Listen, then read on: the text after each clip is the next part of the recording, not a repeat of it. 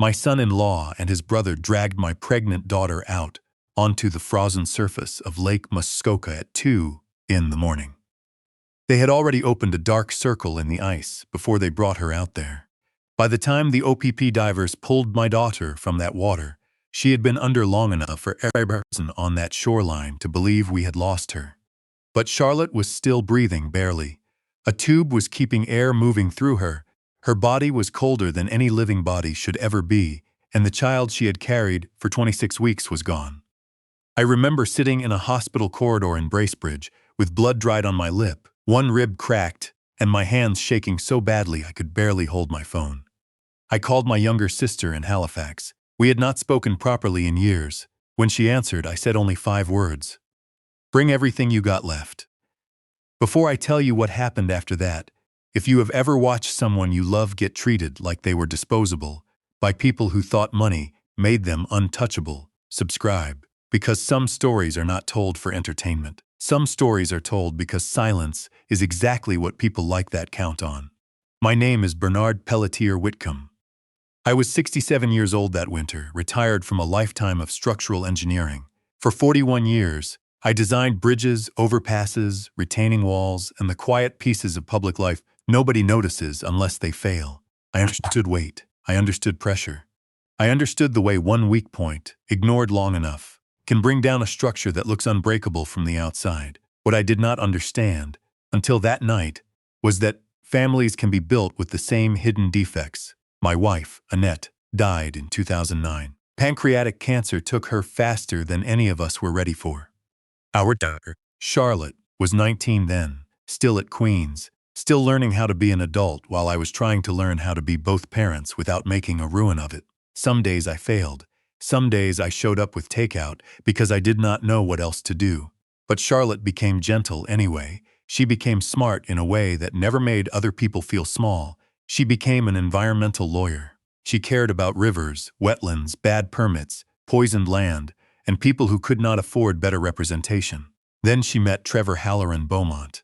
He had that polished, old money calm that makes certain people lean in before they even know why. His family came from Westmount money, the kind that began in pulp and paper and slowly turned itself into real estate, board seats, private donations, and quiet influence. His brother, Pierce, ran the family holding company.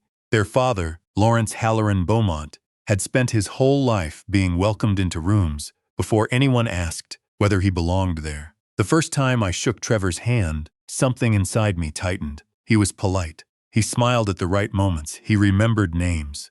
But his eyes were flat, not cruel in the obvious way. Worse, empty in the way of a frozen lake that looks safe because the surface has not cracked yet.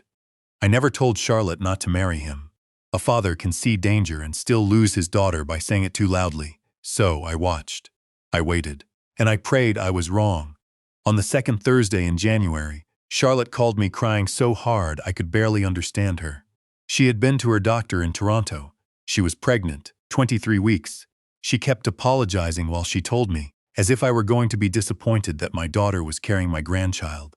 I remember standing in my kitchen with one hand on the counter, suddenly feeling the world shift under me. She said she had told Trevor over dinner. He did not smile. He did not touch her hand.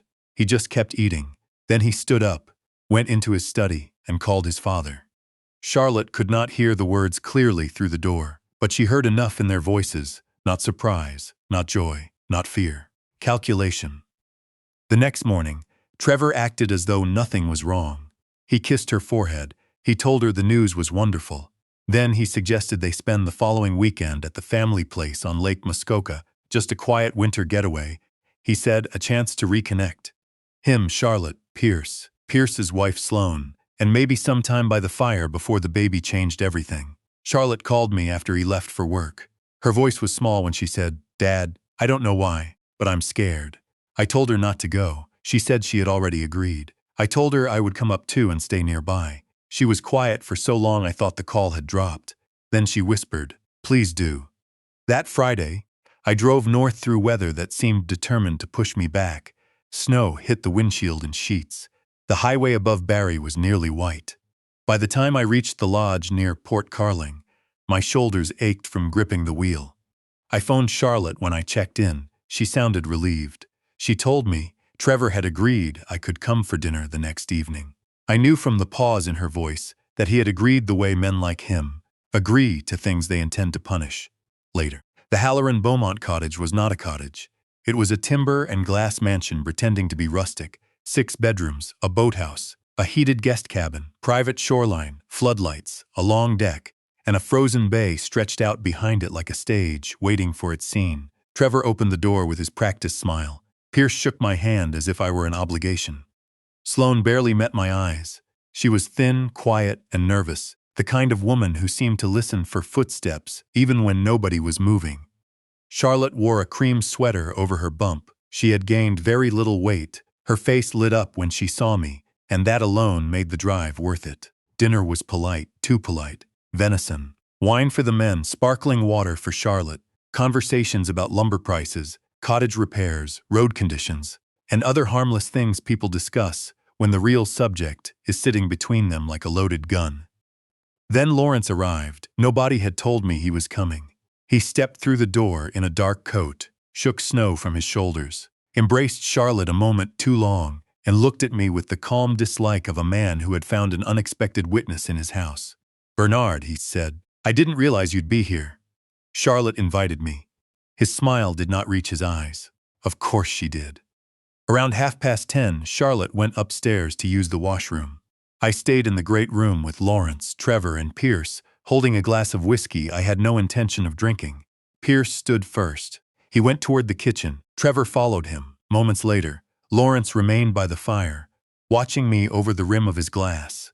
That was when the old engineer in me stirred. On a job site, there are moments when the numbers have not been checked yet, but your bones already know the load is wrong. Something in that house had shifted. Something was about to fail. I excused myself and moved toward the hallway. Then I cut through the kitchen instead. The room was empty. The sliding door to the deck stood open just enough for cold air to pour across the floor. I looked out. At first I saw only the floodlights and the snow. Then 3 figures appeared on the ice. Trevor and Pierce were on either side of Charlotte. Each had one of her arms. She was barefoot. No coat, no boots. Only that cream sweater and jeans, her head turning as if she were trying to understand how the man she married had become a stranger in front of her. Ahead of them, maybe 40 yards from shore, was a black circle in the ice, freshly cut. Too perfect to be accidental. I ran. At 67, with an old injury in my knee and lungs that had not sprinted in years, I ran like the world had narrowed to the sound of my daughter's name coming out of my own mouth. I made it down the deck steps before Lawrence hit me. His fist caught me across the face and dropped me into the snow. The taste of blood filled my mouth. I tried to get up. He kicked me in the ribs. Pain burst through my side, bright and hot, but I kept twisting toward the lake. Charlotte was still out there, still moving, still alive. Lawrence grabbed my coat, dragged me back onto the deck, and pulled a zip tie from his pocket. That is the detail that never left me. Not just that he restrained me. Not just that he stood there while his sons walked my pregnant daughter toward a hole in the lake. It was that he had brought the zip tie with him. A man does not carry that by accident. He had packed it. He had planned for someone to resist. He fixed my wrists to the railing and leaned close enough for me to smell whiskey on his breath. "Stay there, Bernard," he said. "Don't make this worse." But there are words a man cannot obey. I screamed until my throat tore. I screamed Charlotte's name across that frozen bay, while Trevor and Pierce forced her down by the opening in the ice. I will not describe every second. Some memories do not need decoration. I saw enough to lose the person I had been before that night. I saw her fight. I saw the 2 men hold her down. I saw the moment the struggle weakened, then stopped. And when they finally let go, they did not run back to shore. They walked, like men leaving a meeting, like the thing behind them was finished. But it was not finished. Sloane came out onto the deck and froze when she saw me tied there, bleeding, half mad with terror. She looked toward the ice, then at Lawrence, then back at me. For 1 second, I thought she would do what frightened people often do. Look away. Instead, she turned and ran inside. A moment later, I heard her voice on the phone, shaking but loud. She was calling 911. That call saved my daughter's life. Maybe not the life she had before. Maybe not the life Trevor had tried to erase. But breath stayed in Charlotte, because one frightened woman finally refused to stay frightened for 1 second longer. The police arrived first, then the divers. The cold was brutal enough that the opening in the lake had already started sealing over again. They had to break through new ice to reach her. I watched men in rescue gear move under lights while officers cut me loose and asked questions I could not answer in order. I kept saying, "My daughter, my daughter, my daughter." When they brought Charlotte out, she looked gone. Her skin had that terrible stillness cold gives to the living and the dead alike. But the paramedics did not stop. They worked. On her in the snow, then in the ambulance, then at the hospital later. They moved her to Sunnybrook in Toronto because Bracebridge could not manage what her body needed. Somewhere during that impossible chain of machines, hands, tubes, and prayers, Charlotte's heart remembered how to beat on its own. But my grandson was gone. A nurse told me just after dawn. She was kind enough to sit beside me when she said it. Charlotte had been carrying a boy. She had planned to tell me at dinner. There is no word for becoming a grandfather and losing that child in the same sentence. If you are still listening and you have ever had to keep breathing while grief sat on your chest like a stone, subscribes. Not because this story is easy to hear, but because people who survive things like this deserve to know someone stayed to the end. I sat in that hospital corridor for 2 hours before I called Genevieve. My sister had spent 28 years with the RCMP, much of it in financial crimes. She could read a paper trail the way a hunter reads tracks in snow. We had drifted apart over something stupid, family silverware after a funeral, a missed birthday, pride wearing the mask of principle. 3 years of silence over nothing that mattered now. She answered on the second ring. I told her where I was. I told her Charlotte was alive. I told her the baby was not. Then I told her the names of the men who had done it. She did not gasp. She did not curse. She went quiet. That was Genevieve becoming dangerous. Finally, she said, "Do not speak to their lawyers. Do not speak to the press. Do not speak to anyone without your own lawyer present." "I am getting on a plane," I said. "They're going to bury this," she said. "No, Bernard, they're not." She arrived that evening with frost on her coat and exhaustion in her eyes. We hugged outside the ICU like two old fools who had wasted years pretending time was guaranteed. Then she stepped back, wiped her face once, and became the woman criminals used to fear. The Halloran Beaumonts made their first move Monday morning. A senior Bay Street lawyer appeared at the hospital, wearing sympathy like an expensive suit. He said the family was devastated by the tragic accident. He said Charlotte had possibly gone outside in a distressed state. He hinted at pregnancy hormones. He suggested thin ice. He warned me that public accusations could expose me to defamation trouble. Then he said the family was prepared to offer a substantial gesture of support for Charlotte's recovery. That is what he called it, a gesture. Not a bribe. Not hush money. A gesture. I let him finish. Then I told him to leave before I had hospital security drag him out. Genevieve watched him walk away. "He'll try again," she said. "They'll come from money, reputation, influence, and fear. We make sure every door is locked." She began with Lawrence, not Trevor, not Pierce. Lawrence was the foundation. If the foundation was rotten, the entire family structure would crack. Genevieve dug backward through his life. She found his first wife, Vivienne, who had died in 1991 in what was called a riding accident at the family property near Caledon, thrown from a horse. Head injury. Dead before help arrived. Sible enough for newspapers. Too simple for my sister. The coroner who signed the certificate was an elderly retired doctor living in a care facility in Trois-Rivières. Genevieve went to see him on a good day. With his memory clear and his guilt still alive, he told her the injuries had never matched the story. Bruising on the arms, pressure marks near the throat, a head injury that looked like the ending, not the beginning. He had raised concerns. He had been told the decision was already made. So he signed. For 35 years, that signature had followed him. Genevieve left with a witness statement. Then she found another woman, a former partner from Lawrence's law firm, who had once filed a sexual assault complaint against him. The complaint disappeared from records within weeks. A settlement followed. An NDA sealed the rest. But grief has a way of waking courage in people who thought they had buried it. After 4 hours with Genevieve, that woman agreed to speak if the matter reached court, not anonymously, not quietly. On record, then came the money. This was where Genevieve became surgical. She brought in a forensic accountant she trusted from her RCMP years. Together, they followed public filings, shell companies, political donations, and offshore accounts that had been hidden under layers of respectable paperwork. They found donations that did not add up. They found numbered companies tied to offshore holdings. They found the Halloran-Beaumont family had spent decades building a maze and assuming nobody patient enough would ever walk all the way through it. Then they found the motive. Trevor was due to receive a trust worth tens of millions when he turned 40. But there was a clause. If he was married when the trust matured and later divorced, his spouse could claim a large share. With a child involved, the financial exposure grew even larger. Charlotte told Trevor she was pregnant on Thursday. By Saturday night, he and his brother had taken her onto the ice. The numbers were ugly, but they were clear. She had not become a wife to him, not a mother, not a woman carrying his child. She had become a liability. Genevieve took what she had to a journalist she trusted, not someone impressed by money, not someone frightened by law firm letterhead. The first article raised questions about Vivianne's death. The second followed the offshore money.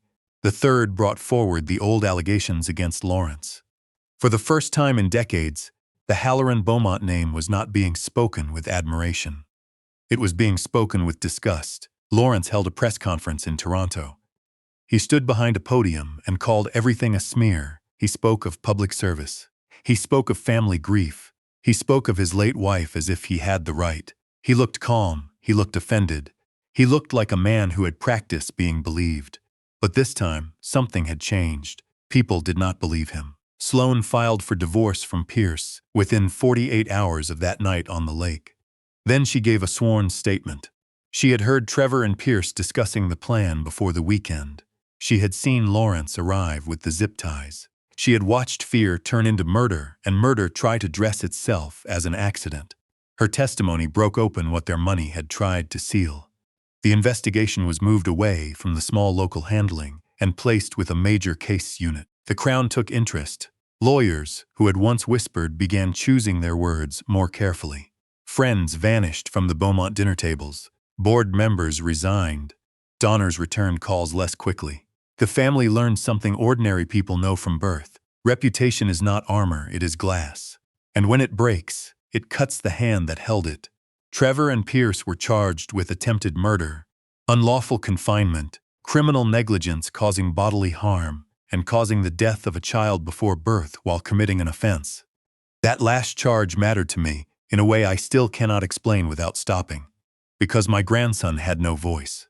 No birth certificate, no first breath in my arms, but in that courtroom the law said he had been taken, not misplaced, not lost to tragedy. Taken. Charlotte woke slowly, not like in films. There was no single beautiful moment where she opened her eyes and everything returned. There were machines, confusion, pain, whispered explanations, days when she stared at the ceiling and would not speak, days when she cried without sound. The first time she asked about the baby, I felt something inside me tear open again. I told her the truth because lies are another kind of violence. She closed her eyes. A tear moved down the side of her face into her hair. Then she asked, "Was he alone?" I told her no. I told her I had been there. I told her I had shouted for both of them. It was the only comfort I had, and it was not enough. Months passed in courtrooms, offices, hospitals, and the dull waiting rooms where justice moves slower than grief. Trevor's lawyers tried everything. They attacked Sloane. They suggested Charlotte had been unstable. They implied I was an angry father, inventing a story from trauma. They questioned my injuries. They questioned the timeline. They questioned whether I could truly see what happened through snow and darkness. But engineers spend their lives noticing distance, light, structure, and failure. I told the court what I saw. I told it plainly. No drama, no embellishment. The truth did not need my help. Genevieve sat behind me every day, straight-backed, silent. A woman who had once followed stolen money across borders, now following my daughter's pain through a courtroom until it found the men responsible. When the convictions came, nobody cheered. That surprised me. I had imagined satisfaction as something loud, but the moment was quiet. Charlotte squeezed my hand. Genevieve lowered her head. Sloane cried. Trevor stared forward like the world had betrayed him by applying rules. Pierce looked smaller than I remembered. Lawrence, facing his own investigations by then, did not look at any of us. Men like that do not understand consequences until consequences stand close enough to touch them. The family company began collapsing before sentencing. Creditors circled, partners withdrew. Foundations removed the Beaumont name from donor walls. The offshore accounts brought questions they could not answer. Old cases reopened. Old victims found each other. And Lawrence, who had spent a lifetime teaching his sons that power meant never being held accountable, lived long enough to watch that lesson destroy them all. If you have ever been told that people like this always win, subscribe. Because the truth is, they often win only until someone stubborn enough refuses to disappear. Charlotte survived. I want to be careful with that word. Survival is not a clean ending. She did not walk out of the hospital unchanged. She did not wake up one morning and become the woman she had been before Lake Muskoka. Some losses enter the body and build a room there. You carry them. You learn the shape of them. You stop apologizing for needing time. She moved in with me for a while. We drank tea at odd hours.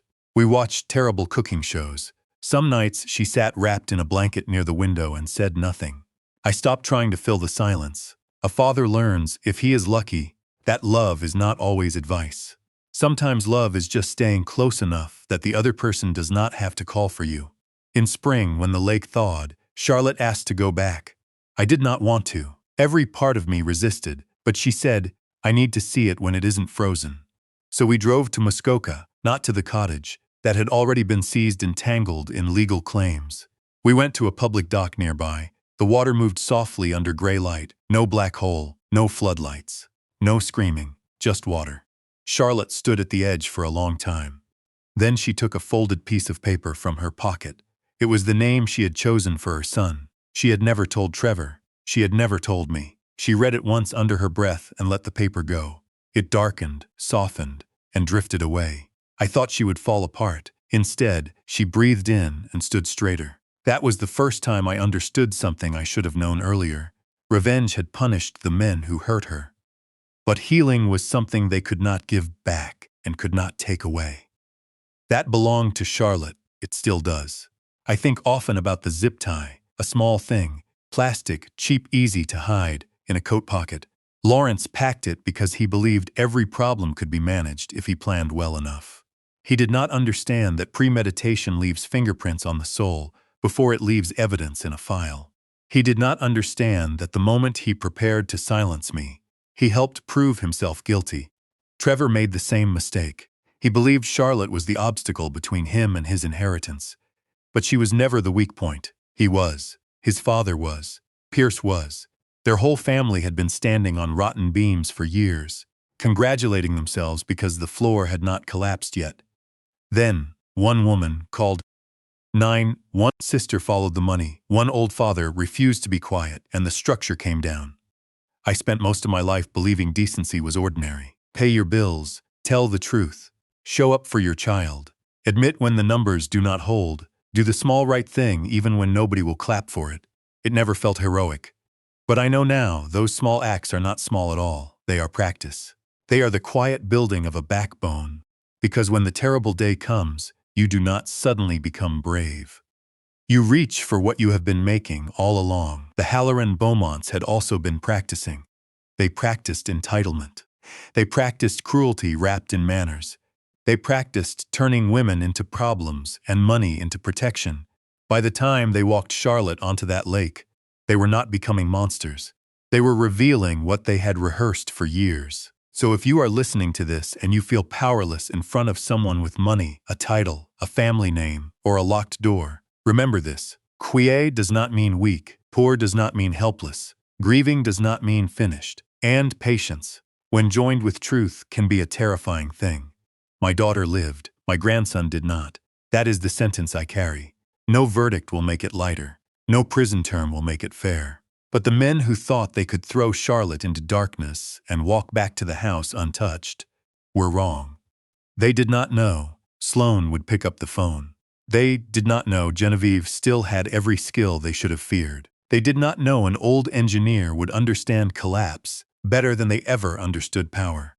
And they did not know that under all that ice, beneath all that cold, my daughter was still fighting to breathe. That is what I remember most now. Not Trevor. Not Lawrence, not the courtroom, Charlotte. still breathing, still here, still more alive than every man who tried to erase her.